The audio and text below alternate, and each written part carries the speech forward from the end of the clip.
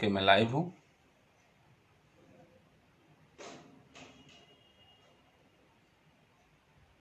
Hello.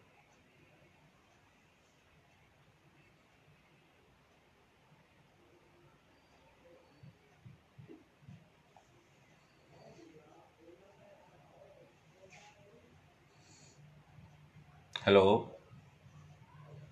मेरी sound आ रहा है?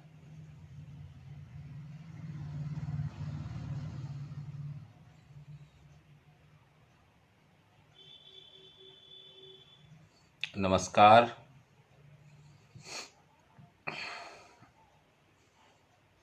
मेरी आवाज़ क्लियर है?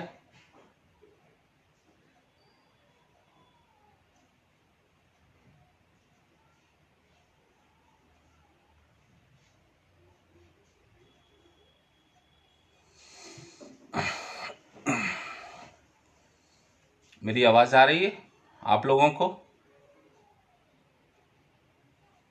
नमस्कार, नमस्कार जी। ओके, चलिए तो आप सभी को सबसे पहले प्रणाम और हरिओम, और नववर्ष की आपको सभी को शुभकामनाएं। और राजमाता अहिल्या योग केंद्र को मेरा काफ़ी धन्यवाद कि उन्होंने इस तरह की एक श्रृंखला रखी जिसमें हम योग को बेहतर रूप से जान सकें और उसके विभिन्न आयामों को हम देख सकें। तो तपन जी, तपन सिसोदिया जी, सुनील राजावत, तो इनको बहुत बहुत बधाई कि इस तरह का आयोजन उन्होंने किया। सर्वप्रथम मैं अपना परिचय दे दूं। मेरा नाम डॉक्टर प्रशांत शर्मा और मैं यहाँ MJV PG गर्ल्स कॉलेज में फ़िलासफ़ी डिपार्टमेंट में कार्यरत हूँ। और मैंने MA फ़िलासफ़ी में किया है, MA एस्ट्रोलॉजी में भी किया है, और PhD मैंने पतंजलि अष्टांग योग पर मेरा PhD है। वो मेरा शोध क्षेत्र रहा है। अब जैसा कि आज का विषय है, और विषय में प्रवेश करने से पहले बहुत अच्छा विषय आज मेरे को दिया गया है सांख्य योग का, क्योंकि पतंजल योग में के बाद कहीं ना कहीं सांख्य योग छूट जाता है और सांख्य की जो बहुत गहन जो उसका अध्ययन है सांख्य का, वो कहीं ना कहीं पीछे क्या है रह जाता है। तो इसीलिए सांख्य एक मुझे अवसर मिला, ये मेरा सौभाग्य है कि मैं चर्चा कर सकूं इस पर। तो भारतीय दर्शन में हम देखें तो सांख्य सबसे प्राचीन दर्शनों में से एक है। सांख्य काफी प्राचीन है।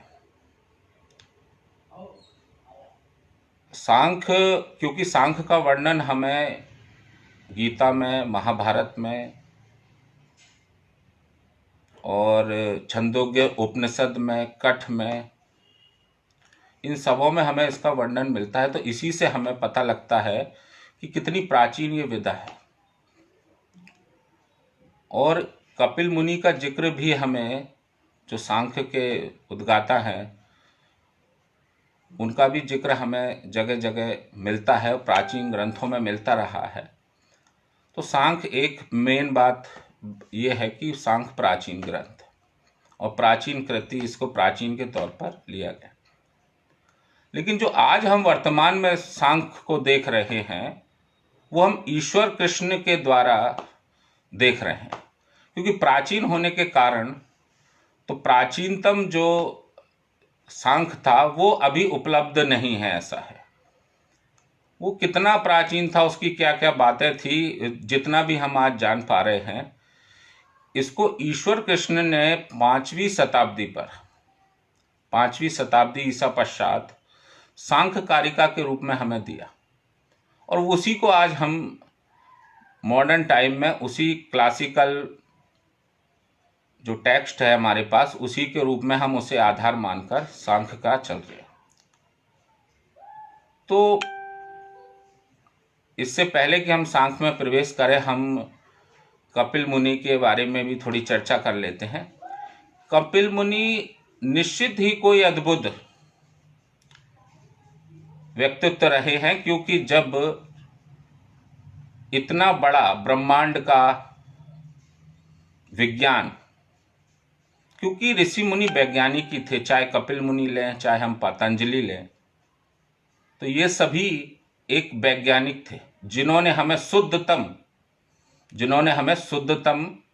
ज्ञान दिया।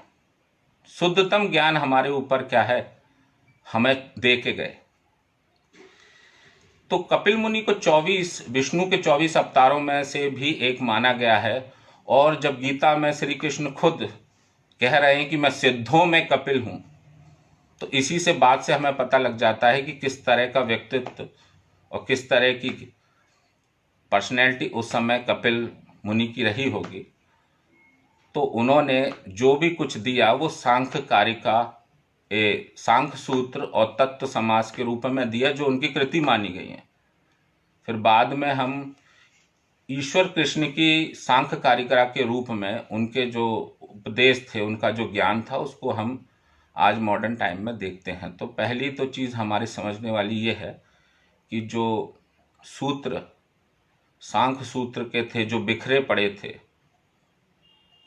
उसको एक व्यवस्थित रूप में समेट के हमें देने का ईश्वर कृष्ण ने काम किया, जो कि बहुत ही अद्भुत है।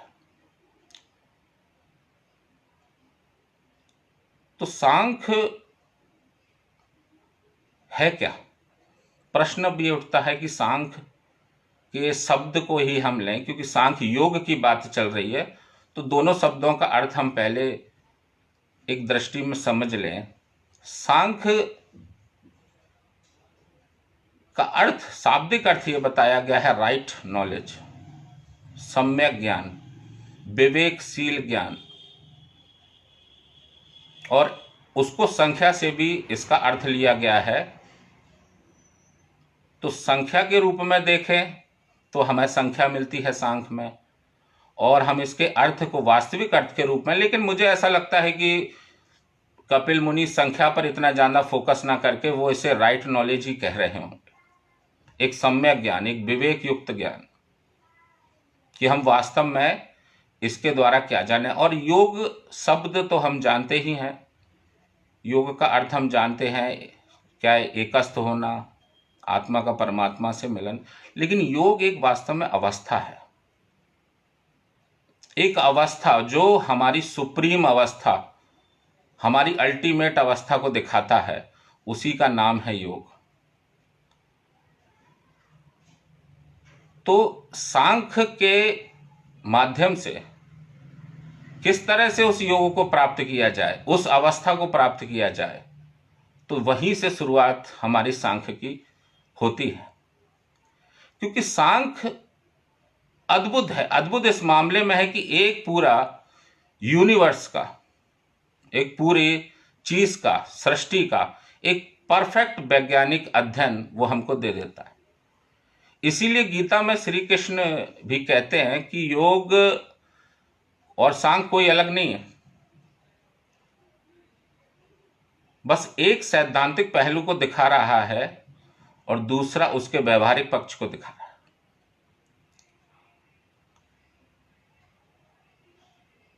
तो Yoga as a counter of Sankhya, जो योग है वो काउंटर पार्ट है उसका, सांख्य का, एक थ्योरेटिकल है, सैद्धांतिक रूप से है, और एक प्रैक्टिस के रूप में, व्यवहारिक रूप से। क्योंकि एक्चुअलाइजेशन जो सांख्य बोल रहा है, उसका रियलाइजेशन भी करने के लिए कैसे करेंगे हम? स्वाभाविक बात है, एक मनुष्य होने के नाते उस जो बात हो रही है उसका हमें स्वाभाविक रूप से उसका रियलाइजेशन करने के लिए, तो वो पार्ट फिर योग आ जाता है, जिसमें हम उसको रियलाइज करते हैं जो बात सांख्य में कही गई। ऐसा नहीं है कि सैद्धांतिक रूप से कुछ नहीं होगा, सैद्धांतिक रूप से भी बहुत कुछ होगा, लेकिन जो इधर एक मार्ग है, योग का भी मार्ग है, ज्ञान मार्ग है, तो एज अ ज्ञान योग हम सांख्य योग को लेते हैं कि ये एक ज्ञान योग का मार्ग है, जिसमें हम अल्टीमेट तत्व शाश्वत क्या है उसको हम जान लेते हैं।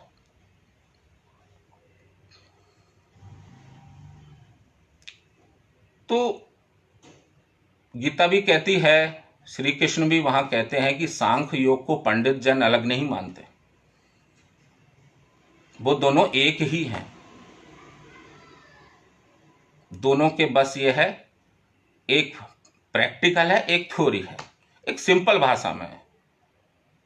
भाषा में समझें तो एक प्रैक्टिकल, एक थ्योरी, सांख्य और योग की बात हो जाती है। इसके बाद हम सांख्य के उसमें देखें तो सांख्य बात क्या कर रहा है, सांख्य का महत्व क्या है। हम सिंपल बात करें तो सांख्य हमें वास्तविकता को पहचानने में मदद कर रहा है, और वास्तविकता को हमें पहचानना है। वास्तविकता को क्यों पहचानना है? तो जैसा आज और पहले भी, ऐसा नहीं है कि सांख्य और ये योग ये सब आज की जरूरत है, वो उस काल में भी उतनी ही जरूरत थी मनुष्य की, क्योंकि वरना वो लिखा ही नहीं गया होता, वरना वो बात ही उस समय लिखी नहीं गई होती। तो सांख्य एक समझ विकसित करेगा, सांख्य एक गहराई हमें देगा। सांख्य उस बात को बता देगा कि जहां हम भूल कर रहे हैं, जहां हमसे गलती हो रही है, जहां हमसे चूक हो जाती है, क्योंकि उस चूक में ही, वो चूक जहां हो रही है वहीं हमारे दुख शुरू होते हैं। जहां से हम गलती कर रहे हैं वहां से हमारे दुख वहीं से शुरू। तो सांख्य का सबसे मेन जो बेस बनता है, पहले उसको हम समझ लेते हैं थोड़ा। सांख्य कार्य कारण सिद्धांत पर विश्वास करता है, और इसी को उन्होंने सत्कारवाद कहा है। और पूरी जो फिलॉसफी है, जो योग है सांख्य का, वो इसी पर डिपेंड, इसी पर खड़ा होता है कि वो क्या है। तो सत्कारवाद क्या है? सत्कारवाद सिंपल है कि वो ये मानते हैं, वो विश्वास करते हैं कि जो कार्य है वो कारण में ही छुपा हुआ है। एक सिंपल भाषा में समझे अपन, कोई अपन को टेक्निकल और फिलोसफिकल लैंग्वेज का ज़्यादा उपयोग ना करते हुए हम उसको सिंपल तरीके से, बहुत अच्छी तरीके से समझ सकते हैं। तो वो कहता है कि जो कार्य है वो कारण में ही छुपा है, जो इफेक्ट है वो कॉज में छुपा हुआ है। और इसके लिए वो क्या है, प्रूफ्स देते हैं, कुछ अपनी युक्तियां, आर्गुमेंट्स देते हैं कि ये कैसे होता है। वो ये कहते हैं अगर ये वर्ल्ड ऑफ ऑब्जेक्ट दिख रहा है, ये हमें संसार, इसमें सारे ऑब्जेक्ट दिख रहे हैं, तो कोई ना कोई इसका मटेरियल कॉज होगा, जिसे वो उपादान ग्रहणार्थ के रूप में बताते हैं। तो कोई तो इसका ठोस होगा। जैसे कि अगर घड़ा बना है, अगर कोई भी चीज घड़ा बना है तो उसकी मिट्टी तो होना ही चाहिए, वो तो कंपलसरी हो गई, हम उसको नहीं नकार सकते। तो इस तरह से वो आर्गुमेंट्स देते हैं। फिर एक आर्गुमेंट और देते हैं, उसे कहते हैं वो असत कारणात्, कि असत से सत्य की उत्पत्ति नहीं हो सकती, तो जो उत्पत्ति करने वाला होगा वो भी सत्य ही होगा, उसका भी एग्जिस्टेंस होगा।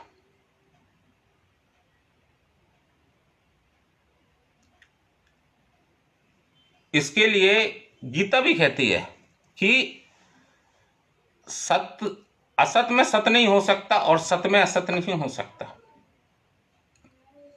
दोनों को वहां पर प्रोड्यूस के लिए वो चीज वही की वही होना चाहिए। तो एक यहां पे बात कर रहे हैं वो कपिल मुनि कि पोटेंशियल होना चाहिए,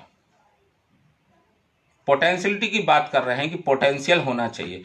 क्यों? क्योंकि वो तीसरा एक और तर्क आता है, आर्गुमेंट आता है कि everything is can not produce from everything. हर किसी से हर चीज प्रोड्यूस नहीं की जा सकती। जैसे पानी से तेल नहीं निकाला जा सकता, तेल के कारण कुछ और होंगे, पानी का कारण कुछ और होगा। तो इस तरह से वो कुछ आर्गुमेंट देते हैं। फिर शक्ति का भी आर्गुमेंट देते हैं कि पोटेंशियल जब तक नहीं होगी किसी चीज में, तब तक उसको बाहर नहीं निकाला जा सकता। तो बात यह है कि एक कोई ऐसा तत्व मानना पड़ेगा, एक ऐसा तत्व मानना पड़ेगा जिसमें पोटेंशियल है, जिसमें ये सारा जो जगत दिख रहा है उसको प्रोड्यूस करने की क्षमता है। और उसी क्षमता को वो पहला एक प्राइम मैटर मानते हैं, वो है प्रकृति, जिसे गीता में श्री कृष्ण क्षेत्र कहते हैं। अर्जुन से कह रहे हैं वो कि तू इस क्षेत्र को जान। तो उसे ही उन्होंने कहा है फर्स्ट एसेंशियल एटर्नल प्रिंसिपल, वो है प्रकृति। क्योंकि प्रकृति वो है जिससे ये सारा final cause of worldly object, जो वर्ल्ड के जितने भी ऑब्जेक्ट हैं उसका अंतिम कारण के रूप में प्रकृति है। प्रकृति से ही क्या है, सब उपज है।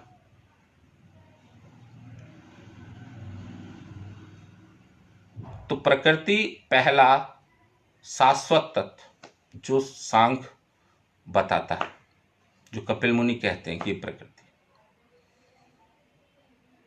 प्रकृति कैसी है, लेकिन प्रकृति अजा है, प्रकृति अनादि है, बिगिनिंगलेस है, उसकी कोई शुरुआत नहीं, अनादि है।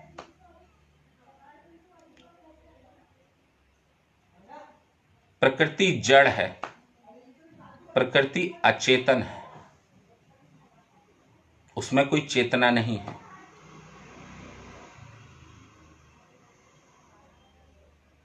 और उसमें चीजों को उत्पन्न करने की क्षमता है, इसीलिए उसको गर्व बोला गया है।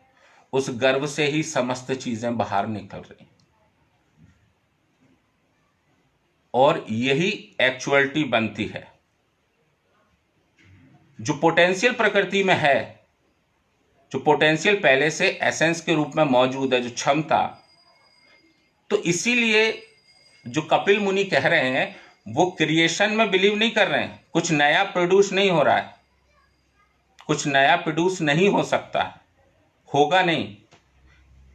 वो इसीलिए बाद में बात करेंगे हम विकास की, कि विकास हो रहा है, सब पहले से क्षमता मौजूद है प्रकृति में, और बस वो अभी जो अव्यक्त रूप में है, अभी व्यक्त नहीं है, बस वो व्यक्त होना शुरू हो जाती है। इसीलिए सारा ये जगत हमें विभिन्न प्रकार की वस्तुओं में दिखता है। इसीलिए प्रकृति को अनादि, अनंत, ये सब माना गया है।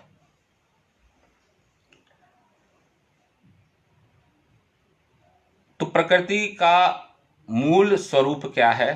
तो प्रकृति के लिए बोला गया है कि प्रकृति 3 गुणों से युक्त है, उसमें 3 गुण पहले से ही है, उसी को मिलाकर ही प्रकृति प्रधान है। नाम अलग अलग बहुत सारे हमें मिलते हैं प्रकृति को, जो बोला गया है प्रधान, अहेतु, अचेतन, जड़। तो प्रकृति में तीनों जो गुण हैं वो पहले से ही है। कॉम्बिनेशन है वो सत, रज और तम गुण का।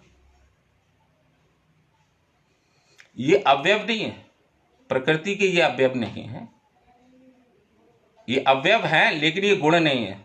सॉरी, मिस्टेक से मैं बोल गया, ये गुण नहीं है, ये उसके एलिमेंट्स हैं। तो 3 गुणों से मिलकर ये प्रकृति बनी हुई है। इसको समझना हमें बहुत जरूरी है। कि बात यहाँ पे ये हो रही है, आज हम इसीलिए चर्चा कर रहे हैं कि हमारी शुरुआत किससे हो रही है और हमसे भूल क्या हो रही है। क्योंकि हम भूल को समझ जाएं तो बात हमारी पूरी हो जाती है। सभी ने बात तो एक ही लाइन में कर दी है, लेकिन उसको समझने के लिए और फिर विस्तार उसका किया गया। तो प्रकृति 3 गुणों से युक्त है, सत, रज और तम, ये उसके अवयव है। अब इन्हीं से सारा संसार प्रोड्यूस होता है। तो ये पहला तो एलिमेंट, ये जो पहला तो एटर्नल प्रिंसिपल, ये तत्व है हमारे पास, वो है प्रकृति। अब लेकिन ये प्रकृति कौन है, इसे क्या है, भोग्या माना गया है। ये क्रिएशन खुद नहीं कर सकती, ये प्रोड्यूस खुद नहीं कर सकती, स्वयं नहीं कर सकती, अकेले नहीं कर सकती, कोई और दूसरा भी चाहिए।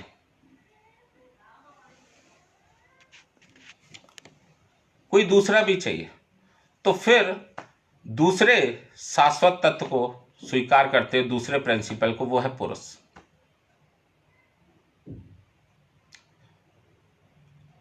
और इसी को गीता में श्री कृष्ण कह रहे हैं कि उन अर्जुन से कह रहे हैं कि अर्जुन, वो 2 तत्वों को जान, जो प्रकृति और पुरुष है। प्रकृति के बारे में कह रहे हैं कि वो माता है और मैं पिता हूं, मैं ही उसको क्या है, बीज की स्थापना करता हूं। तो प्रकृति में स्वयं क्षमता नहीं है। तो प्रकृति के जो 3 गुण हैं अभी अव्यक्त रूप से हैं, अपनी अपनी जगह हैं। सिंपल भाषा में अपन बात करें तो अपनी अपनी जगह पर वो। प्रकृति अचेतन है लेकिन एक्टिव है। एक्टिव कैसे है प्रकृति? जो उसका रजोगुण है, रज, उसमें एक्टिवनेस है। और उसको आज हम देखें तो साइंस भी अब प्रूव कर चुका है, ये बात बहुत पहले ही कपिल मुनि ने प्रूव कर दी, कि जो एटम है, जो परमाणु है, उसके अंदर इलेक्ट्रॉन, प्रोटॉन, न्यूट्रॉन, इलेक्ट्रॉन लगातार घूम रहा है। वो मोशन उसमें इनहेरेंट है, मोशन उसमें मौजूद है। बस मोशन को अभी मोशन रजस में, क्योंकि वो होमोजीनियस स्टेट में, होमोजीनियस अपनी स्टेट में अलग अलग है 3 गुण, इसलिए कुछ प्रोड्यूस नहीं हो रहा है उसमें, कुछ अव्यक्त नहीं हो रहा, व्यक्त नहीं हो पा रहा है अभी। तो उसके लिए फिर बताते हैं कि पुरुष, प्रकृति एक है, एक है। कहीं भी चले जाइए आप, पूरा ब्रह्मांड में कहीं भी चले जाइए, जो प्रकृति के नियम है वो सब जगह एक ही। H2O से वाटर यहां बनेगा तो H2O से वाटर कहीं और भी बनेगा, इसलिए वो एक है। लेकिन पुरुषों के लिए सांख्य कहता है कि वो अनेक है। और पुरुष कैसा है? उसी को हम आत्मा कह देते हैं, उसी को बाकी आत्मा कह देते हैं। पुरुष भी शाश्वत है। तो 2 शाश्वत तत्वों को स्वीकार करते हैं हम, एक है प्रकृति और एक है पुरुष। पुरुष पार्टलेस है, उसका कोई अवयव नहीं है। तो पुरुष और प्रकृति से मिलकर ये सृष्टि का विकास हुआ। और पुरुष की और क्वालिटी, वो अक्रिय है, वो इनएक्टिव है। पुरुष इनएक्टिव है, 3 गुणों से परे है। 3 गुण प्रकृति में है, पुरुष में नहीं है। शुद्ध चेतना है, प्योर कॉन्शियसनेस। पुरुष शुद्ध चेतना, पुरुष नोअर है, ज्ञाता है।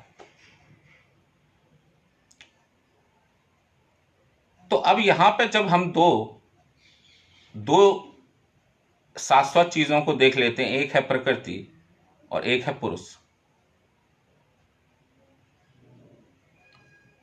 इसके बाद जब दोनों लेकिन विकास कैसे होगा? कपिल मुनि कह रहे हैं विकास होता है, नया क्रिएशन कुछ नहीं होता है। सृष्टि बात के खिलाफ है सांख्य, वो कहता है विकास होगा।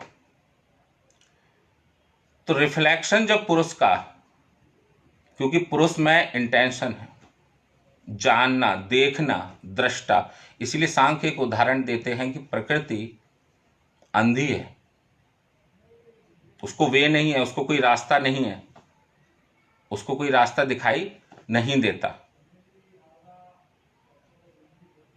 जबकि पुरुष के पास वो दृष्टि है, वो दृष्टा है, वो साक्षी है। तो साक्षी के तौर पर वो प्रकृति पर पहला रिफ्लेक्शन उसका पड़ता है। तो पहला जो विकार, प्रकृति जो होमोजीनियस स्टेज में तीनों थे, तीनों जो गुण थे, उसमें वाइब्रेशन शुरू हो जाता है और वाइब्रेट होकर जो पहला प्रकृति का विकार उत्पन्न होता है, उसे कहा है महत, अ कॉस्मिक इंटेलिजेंस। कॉस्मिक इंटेलिजेंस पहला विकार प्रकृति का। ये हम बात इसलिए समझ रहे हैं कि हम समझ सकें कि जो वो बात कह रहे हैं कि ये कैसे हुआ है, ये सब, हम कौन हैं, क्योंकि हमें ये जानना जरूरी है हम कौन हैं और ये क्या है बाहर। योग की सारी देशना यही है कि हम अपने स्वयं को जान सकें, सिंपल। तो पहला जो विकार है वो कहते हैं कि महत, द ग्रेट, और उसका साइकोलॉजिकल एस्पेक्ट बुद्धि के रूप में है, इंटेलेक्ट के रूप में। महत कॉस्मिक इंटेलिजेंट, क्या है इंटेलेक्ट, और ये बुद्धि। अब यहां तक तो बात ठीक है। पुरुष का और रिफ्लेक्शन शुरू होता है, तब और रिफ्लेक्शन शुरू होता है, वो और उसका देखना शुरू होता है, तब उस बुद्धि से अहंकार निकलता है। और यहां से पुरुष अपने आप को उसमें आई और माइंड की भावना आ जाती है, मैं की भावना यहां से शुरू, इंडिविजुअलिटी की भावना यहां से शुरू हो जाती है।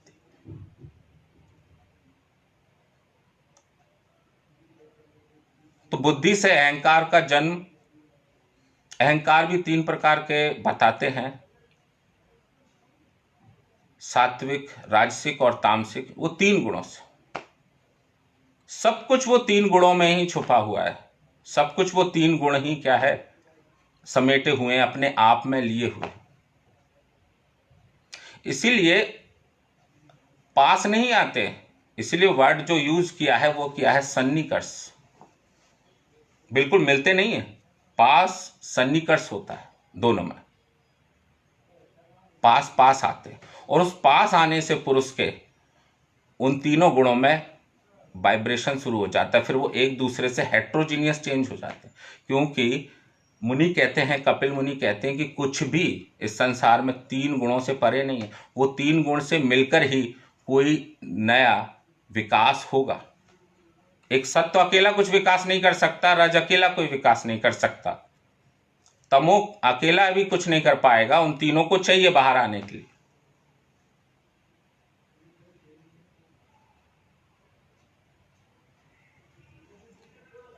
तो बुद्धि के बाद अहंकार, और 3 अहंकार, सात्विक अहंकार, राजसिक अहंकार और तामसिक अहंकार। फिर और ये हो क्या रहा है, इसको भी हम थोड़ा सा जाने कि पुरुष जो है वो ना तो भोगता है ना करता है, रियल पोजीशन में वो ऐसा नहीं है, लेकिन वो अब बंधता चला जाता है, क्योंकि प्रकृति के 3 गुण, गीता में श्री कृष्ण कह रहे हैं कि अर्जुन, ये 3 गुण तेरे को बांधने वाले हैं और कोई नहीं बांधने वाला, ये 3 ही गुण तुमको बांधने वाले हैं। और इन 3 गुणों का ही स्वभाव है कि वो पुरुष को बांधना चाहते हैं, इसलिए प्रकृति बांधना चाहती है पुरुष को।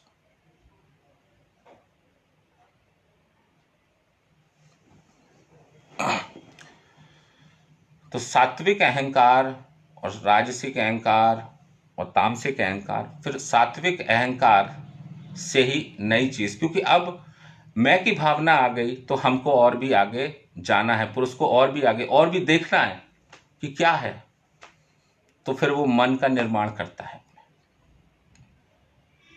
उससे मन बनता है, मनस। और मनस के बाद 5 ज्ञानेंद्रियां और 5 कर्मेंद्रियां, 5 sense organs and 5 motor organs, उनका डेवलपमेंट होता है, उनका एवोल्यूशन होता है।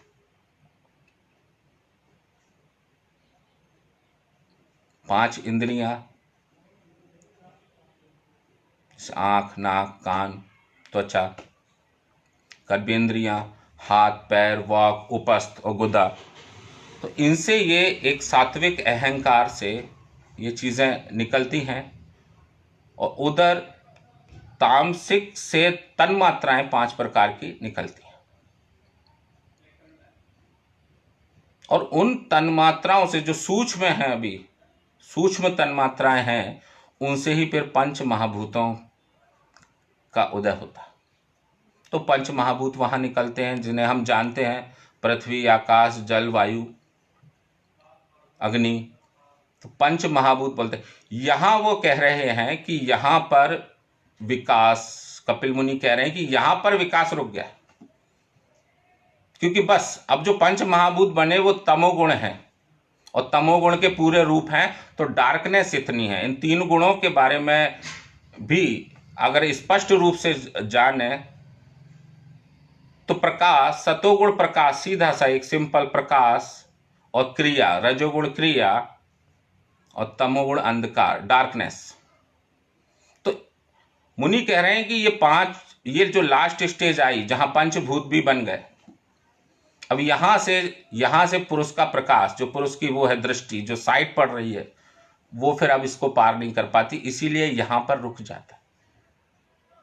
ये स्टेज है, ये लास्ट, कि जहां पर पंचभूत बनने के बाद, 5 महाभूत बनने के बाद प्रक्रिया रुक जाती है।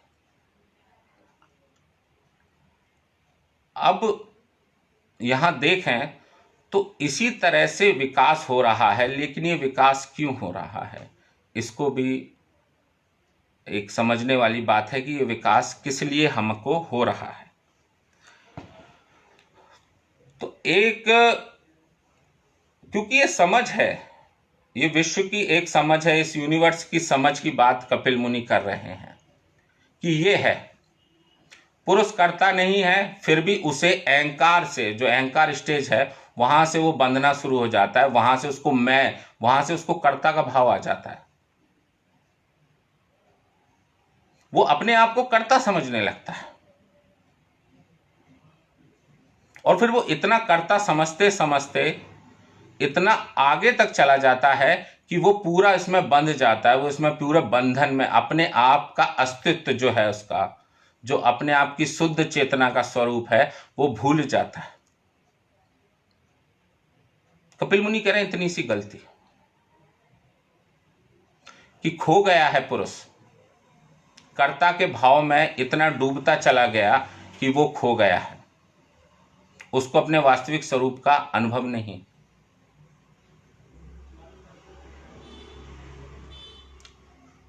गीता में जब युद्ध चल रहा था तो श्री कृष्ण अर्जुन से इसी बात को कह रहे थे, क्योंकि अर्जुन बार बार कह रहे थे मैं कैसे युद्ध करूं, मैं कैसे लड़ूं, मैं अपने इन सबों से कैसे लड़ूं। तो भगवान श्री कृष्ण कहते हैं मैं कौन किससे लड़ रहा है। तो फिर वो उनको समझाते हैं कि तीनों गुण आपस में लड़ रहे हैं, क्योंकि तीनों गुण आपस में चाहते हैं, एक दूसरे के ओवरलैप करते। उनको बोल रहे हैं वो अर्जुन को कि तीनों गुण आपस में ही युद्ध कर रहे हैं, तुम युद्ध करने वाले नहीं हो, वो 3 गुण आपस में लड़ रहे हैं, क्योंकि प्रकृति तीनों गुणों में से वही खेल चल रहा है, वो 3 गुण ही सब कुछ कर रहे हैं, लेकिन पुरुष को ऐसा लगता है कि वो कर रहा है, उसकी भावना है कि वो कर रहा है, मैं की भावना कि मैं कर रहा हूं, और उसी से उसका दुख शुरू होता है जब वो बंध जाता है।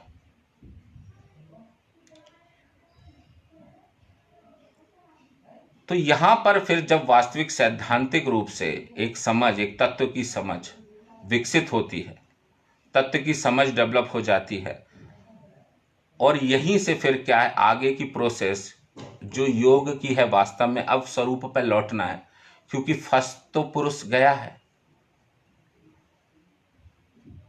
अब उसे मुक्त होना है, विकास की प्रक्रिया चल रही है। और इसीलिए कपिल मुनि कहते हैं कि विकास कोई ऐसा नहीं है कि सिर्फ विकास है, ये साइक्लिक प्रोसेस है, it's not a linear process. सीधी रेखा में नहीं है, ये अपने ही प्रोसेस में इसकी प्रोसेस चल रही है, साइक्लिक है, प्रयोजनात्मक है, इसका प्रयोजन है। प्रयोजन क्या है, इस विकास का प्रयोजन क्या है, एक सिंपल भाषा में करें विकास का प्रयोजन क्या है, तो प्रकृति जो है, जो उसके पास इतना कुछ है, तो वो चाहती है कि कोई इसे भोगे, कोई इसका भोक्ता हो, तो वो आकर्षित करती है, पुरुष को अपनी तरफ आकर्षित करते चली जाती कि उसको कोई भोगे। लेकिन यही प्रकृति उसकी मुक्ति का भी साधन है। विकास सिर्फ बांधना नहीं है, विकास मुक्ति भी है। कपिल मुनि कह रहे हैं कि विकास मुक्ति भी है। मुक्त कैसा होगा, जब दोनों आपस में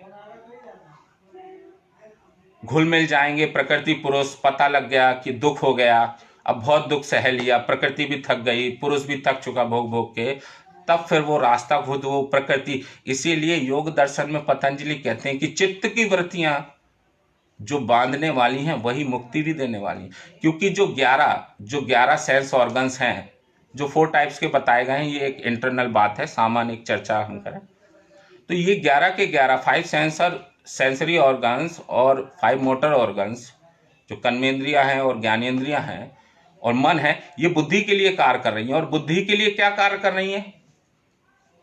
बुद्धि के लिए वास्तविक कार्य ये है इनका कि अब पुरुष को उसके वास्तविक स्वरूप को पहचानने में मदद करना, उसकी सहायता करेंगे। और इसी को हम योग दर्शन में पतंजलि के देख लेते हैं कि जब प्रत्याहार में शुद्धतम हुई इंद्रियां, सूक्ष्म हुई इंद्रियां काफी प्रबलशाली हो जाती हैं, काफी प्रभावी हो जाती हैं, क्योंकि वहां वो शुद्ध इंद्रियां हो जाएंगी। जो भी विकृत थी, जो विकार था, वो शुद्ध होकर अब ही वो उसको अपलिफ्ट में सहायता देंगी, पुरुष को अपलिफ्टमेंट में सहायता देंगी।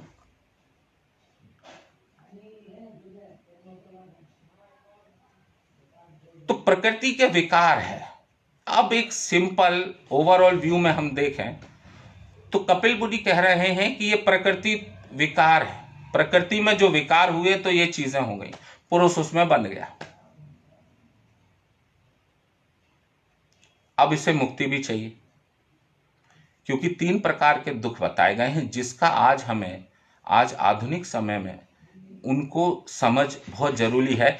क्योंकि आज सांख्य सिर्फ एक सैद्धांतिक चीज नहीं है, वो समझ है, उस पर समझ की बात है। क्योंकि हम क्यों इतने बंधे हुए महसूस कर रहे हैं, आज हम देख रहे हैं कि हम ज्यादा से ज्यादा फिजिकली होते जा रहे हैं। हम फिजिकल ही सोच, हमें पता ही नहीं पड़ रहा अपने अस्तित्व के बारे में, अपने शाश्वत है इसके बारे में हमें पता ही नहीं पड़ रहा। तो इसीलिए जो दुख है, जो 3 प्रकार के दुख कपिल मुनि कहते हैं सांख्य में, कि आध्यात्मिक, आदि भौतिक और आदि दैविक दुख, 3 प्रकार के दुख है, जिसको पतंजलि पंच क्लेश में कह देते हैं कि 5 ही क्लेश हैं। संसार का कोई भी क्लेश उठा लो, इन 5 के अंदर सीमित है।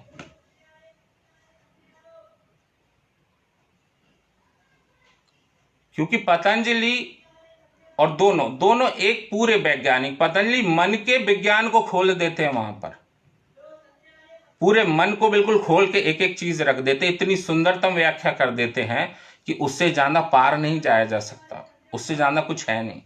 इसी तरह कपिल मुनि इस यूनिवर्स की पूरा एक एक तत्व खोल के रख देते हैं, वो एक एक चीज को खोल के रख देते हैं कि ये है सामने, क्योंकि जो तुम समझ रहे हो वो नहीं है।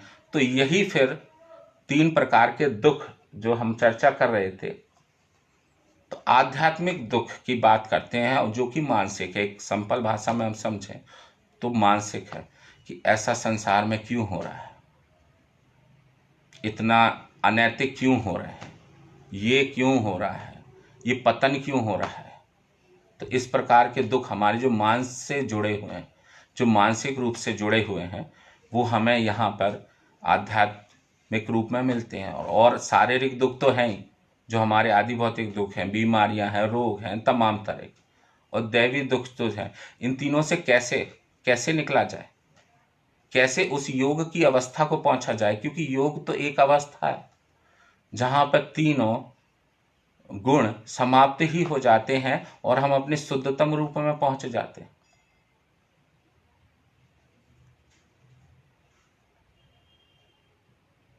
तो इसके लिए भी यहां पे एक रास्ता ईश्वर कृष्ण कह रहे हैं कि ज्ञान से ही मोक्ष है और अज्ञान ही क्या है, बांधने वाला है। जो बंधन है वो फिक्शनल है, काल्पनिक है। कपिल मुनि कह रहे हैं वो काल्पनिक है, वो कोई रियल नहीं है, वो काल्पनिक, ऐसा महसूस हो रहा है बस, लेकिन हम उसको महसूस नहीं कर पा रहे हैं सही से, वास्तविक रूप से हम महसूस करना। वो सिर्फ एक फिक्शनल है, क्योंकि बंधे तो है ही नहीं। जैसे हम एक कहानी कभी सुनते हैं कि किसी हाथी को रोज बंधने की आदत है, लेकिन एक दिन लोहे की सांकर नहीं थी, तो सिर्फ उसके मालिक ने आकर हाथ घुमा दिया और उसको लगा कि मैं बंधा हूं, तो वो पूरी रात वहीं पर बैठा रहा। तो ये क्या है, फिक्शनल है, ये फिक्शन है पूरा, कि आप बंधे हो, ऐसा पुरुष सोच रहा है, जबकि वो है नहीं। तो ये जानना, ये ज्ञान, इतनी सी समझ आज वास्तविक जरूरत है। क्योंकि आज हम मॉडर्न उसमें देखें तो हम भौतिकवादी होते चले जा रहे हैं। हमें भौतिकता के आगे कुछ पता ही नहीं पड़ रहा है, दिखाई भी नहीं दे रहा है, हम सब उसमें लिप्त हुए जा रहे हैं। जैसे आज हम योग भी देखते हैं तो योग कहाँ रह गया, वो आसन और प्राणायाम तक सीमित रह गया है। पूरी जो योग की पूरी श्रृंखला, जो योग की एक समझ जो विकसित होना चाहिए, क्या हम देख रहे हैं, हम रियलिटी में वास्तविकता को जानते हैं कि योग किस तरह से बाहर चल रहा है। तो उस फिक्शन को कैसे दूर होगा? तो ईश्वर कृष्ण कह रहे हैं कि नास्मि नाहम नमे, मैं लिप्त नहीं हूं। बस इसको बार बार याद रख, सिंपल भाषा में, कि मैं करता नहीं हूं, मैं करने वाला नहीं हूं, मैं करता नहीं हूं। पर इसको बात, यही तो शंकरा अद्वैत वेदांत में कह रहे हैं कि मैं ब्रह्म हूं। पर इतना सा ज्ञान, इतनी सी बात समझ लेना, साक्षी बनना है। इसी को ओशो बोल देते कि साक्षी बनो। साक्षी का मतलब यहां पे क्या है, दृष्टा बनो। कि तीन गुण आपस में कर रहे हैं, हम क्यों परेशान हो, हम नाहक ही क्यों परेशान हो। वो तो तीन गुणों का कार्य चल रहा है, ये पूरी सृष्टि तीन गुणों की चल रही है। हम बीच में कौन है, हम सिर्फ दृष्टा बने। और इस दृष्टा का ही ज्ञान होना, अपने शुद्ध चेतना का ही ज्ञान होना, वो मोक्ष की ओर ले जाता है हमें। तो आज के युग में हमें ये समझना और ज्यादा जरूरी हो गया है कि हम इसको समझें। कर्ता का भाव, दृष्टा बनने की जरूरत है, जिसे ही हम प्रैक्टिस से, एज अ प्रैक्टिस के रूप में हम योग में देखते हैं। उसमें इसके लिए बहुत ही मशक्कत है। क्योंकि तीनों ही गुण, आप ये नहीं कह सकते इसमें कि सात्विक अच्छा है, हम शुद्ध रूप में हैं। क्योंकि श्री कृष्ण कह रहे हैं गीता में, बिल्कुल स्पष्ट उन्होंने कह दिया है कि सात्विक से जन्मा सात्विक अहंकार, सात्विक गुण क्या ज्ञान की आसक्ति में भी बांध लेता है कि मैं बहुत ज्ञानवान हूं, मेरे में बहुत नॉलेज है। ये भी अभिमान, इससे भी आप मुक्त नहीं हो सकते। और रजोगुण आपको, जो आप कार्य कर रहे हो उसके फल में आसक्ति में बांधता है। और तमोगुण उस ज्ञान जो आपका छुप गया है। जैसे तमोगुण आज बढ़ गया, हम क्यों देख रहे हैं कि हम वास्तविक स्वरूप को भूल चुके हैं। हर आदमी क्यों नैतिकता इतनी गिर रही है? क्योंकि वो अपने आप को भौतिक ही मान बैठा है, सिर्फ फिजिकल मान बैठा है कि मेरा तो शरीर है, बाकी दुनिया में आदर्श वगैरह नैतिकता ये सब कुछ नहीं होता, ऐसा वो मान बैठा है। तो इनसे ऊपर उठने के लिए एक प्रोसेस में विकास ये है। और तो यही कपिल मुनि कह रहे हैं कि ये विकास जब तक चलता रहेगा जब तक अंतिम पुरुष भी मुक्त नहीं हो जाएगा। तो फिर क्या है? साइक्लिक प्रोसेस है, तो क्या चल रही है? तो वो कह रहे हैं प्रलय अवस्था में कुछ नहीं होता। जो ये 3 गुण निकल के आए हैं, 3 गुण में जो विकार उत्पन्न होता गया है, ये तीनों ही गुण अपनी ही अवस्था में फिर से पहुंच जाते हैं। इसको ऐसे समझ सकते हैं कि एक रबड़ को हमने खींच दिया और छोड़ा तो वहीं की वहीं, सेम एज पोजीशन में वो अपनी पे लौट आए। सिर्फ विकार ऐसे समझ सकते हैं कि उसमें खींचा तो विकार दिखने लगे और वो तीनों की तीनों गुण उसमें। तो कपिल मुनि निश्चित ही क्या है कि बहुत ही सुंदरतम बात को वो कह जाते हैं इतनी स्पष्ट तरीके से। उसी को श्री कृष्ण गीता में समझा देते हैं कि क्षेत्र और क्षेत्रज्ञ को समझ ले बस, तू उन 2 पुरुष और प्रकृति को समझ ले बस, और उसी को मैं ज्ञानी मानता हूं। और वो जो इन दोनों तत्वों को स्पष्ट रूप से समझ लेता है, जान लेता है, वही मेरे लिए क्या है, वो फिर अवतरित नहीं होता, वो मुक्त हो जाता है।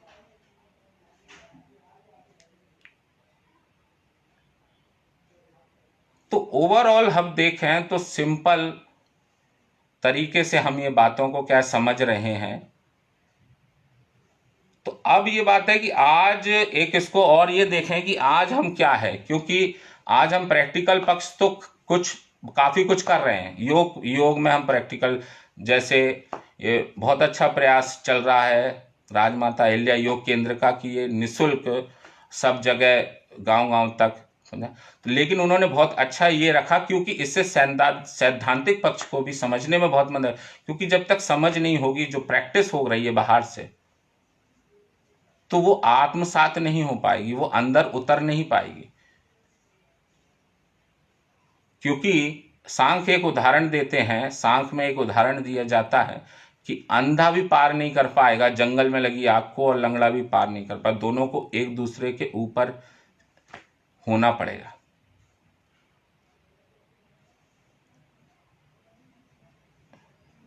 एक दूसरे के ऊपर उसे आरूढ़ होना पड़ेगा।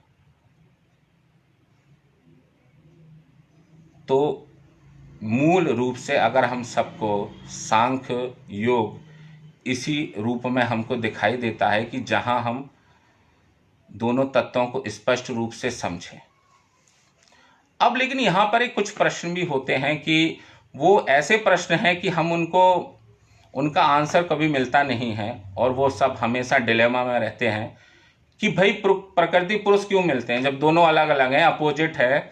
द क्लियर कट उसमें डुअलिज्म है। जब क्लियर कट अपोजिट है दोनों, फिर आवश्यकता क्या है? क्यों ये दोनों मिल रहे हैं? क्यों ये इतना उपद्रव चल रहा है? तो इसके उत्तर कहीं कहीं हमें स्पष्ट रूप से तो नहीं मिल पाते, लेकिन एक समझ के रूप में हम देखें तो इसे ही हम बोलते हैं लीला।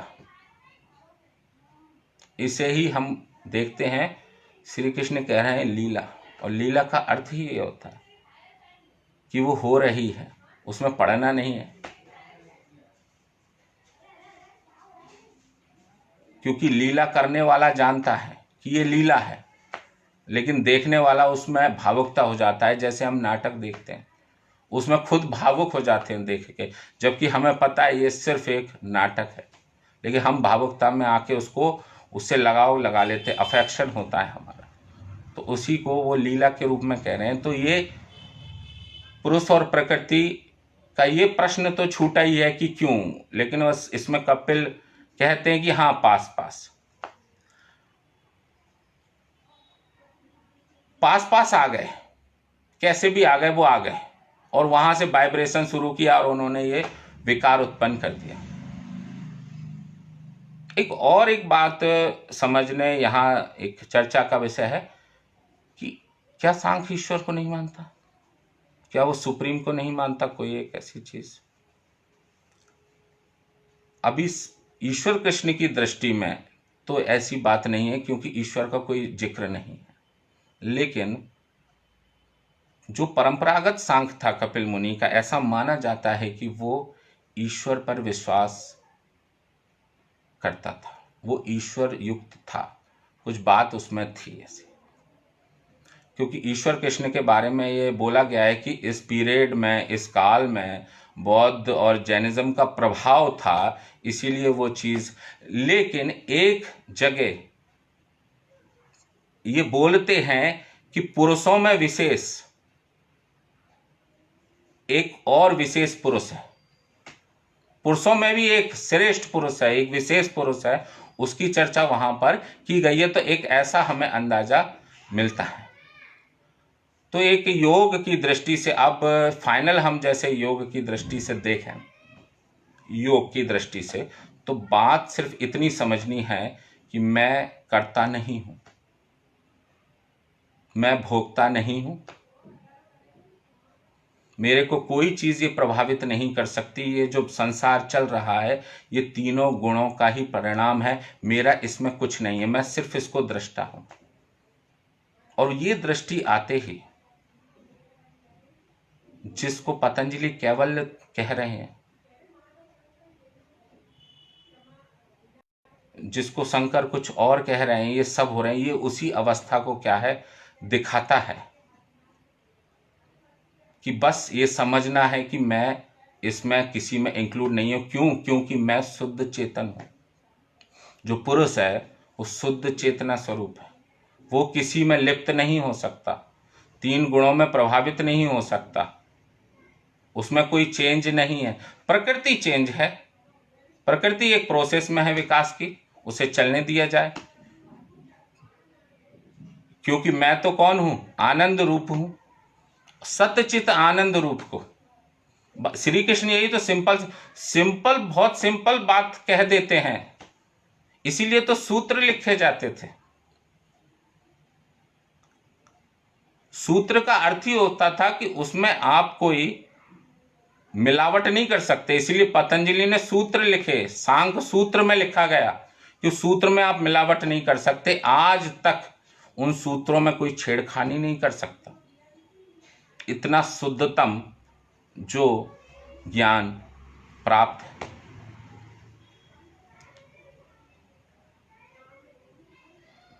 एक कंक्लूड में मैं यही कहना चाहूंगा कि समझ, आज हम योग करते हैं, बहुत अच्छी बात है, बिल्कुल करना चाहिए, कि उस जैसा विज्ञान नहीं है। कभी उस पर अवसर मिला तो उसको भी डिस्कस करेंगे। लेकिन जितना हम प्रैक्टिकल सेशन लेते हैं या करते हैं, उतनी वास्तविकता हमें सैद्धांतिक समझ भी बहुत जरूरी, क्योंकि वो आत्मसात हमारी अंदर की चीज है, बिल्कुल इंटरनल चीज है। वो बाहर या इंटरनल प्रभाव जब ही करेगी जब हम उसकी कोई समझ रखते हैं, कुछ जो बात हमें समझ रहे थे।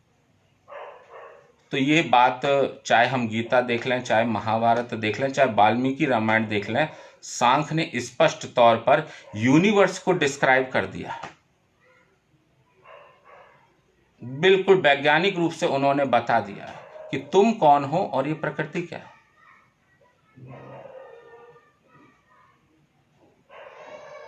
कारण भी सारे बता दिए। तो स्पष्ट रूप से दोनों ही मुनि, चाहे कपिल मुनि हो चाहे पतंजलि हो, अद्भुत, क्योंकि मैं इनको जितना पढ़ता जाता हूँ और जितना इनके को पढ़ता हूँ, उतना ऐसा लगता है कि अद्भुत व्यक्तित्व के लोग रहे होंगे ये लोग, कि हम व्याख्या करने के काबिल तो नहीं है इनके, न कर सकते, क्योंकि उस स्तर पर जाना पड़ेगा। कपिल को समझने के लिए कपिल के स्तर पर जाना पड़ेगा, पतंजलि के स्तर पर जाना पड़ेगा। लेकिन फिर भी हम जितना उनके जो देशना है, जो उनकी ज्ञान है, जितना हम कर सकते हैं उतना हम प्रयास करें। और यही मेरा आखिरी संदेश है आप सबों को।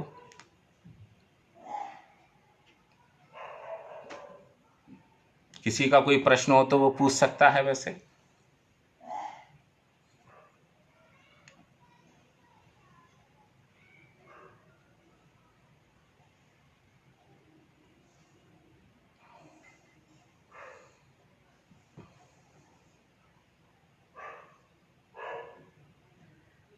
Sir please use B language Hindi. Okay okay.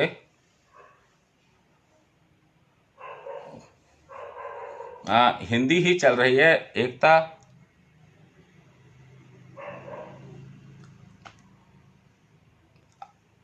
अब कोशिश यही रहेगी कि पूरा टोटल उसको हिंदी वर्ड को ही यूज किया जाए ना।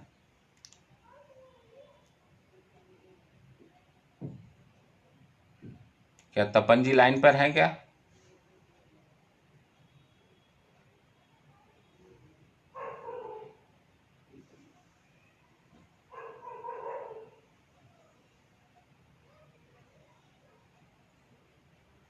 चलिए तो फिर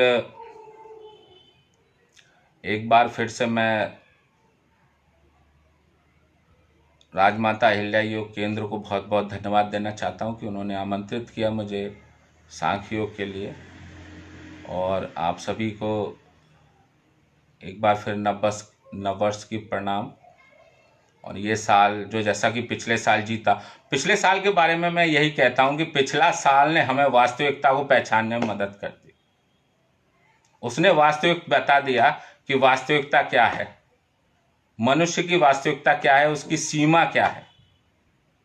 इस सीमा को बिल्कुल स्पष्ट तौर पे हम देख लें 2020 को कोरोना में कि प्रकृति ही इसमें सुप्रीम है एक्टिविटी में। अगर ये करता मैं होता तो मैं सब कुछ कंट्रोल कर लेता, लेकिन मैं करता हूं ही नहीं, तो कंट्रोल भी मेरा बाहर है।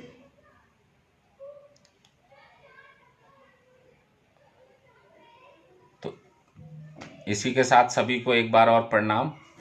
अब मैं ये सेशन समाप्त करता हूं। तपन जी समाप्त करें?